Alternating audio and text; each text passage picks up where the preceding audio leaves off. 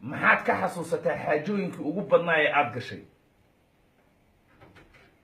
waxaan ka xasuustaa waa badnaayeen haye waxaa u adkaa iyadoo kolkaan soo galay nin walba la dilay shan baa aniga uwatayii la dilay inamadayda 5 wiil oo adiga aad dhashay hasaan dhalay haye yaa dagaalkii ku dhintay haye 8 bay haayeen oo sanina waa dhimatay labana waa ku wareen baa wacanto madaxay kaga dhacday xabad haye waxaan ka xusuustaa wuxuu igu adkaa dadka raggiisi nin walibana caynkaasuu ahaa nin aabihii la dilay iyo nin walaalkii la dilayba waa gartay samra oo ahaa colaasamina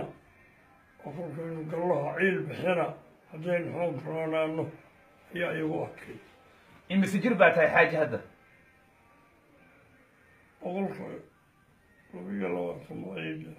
122 sano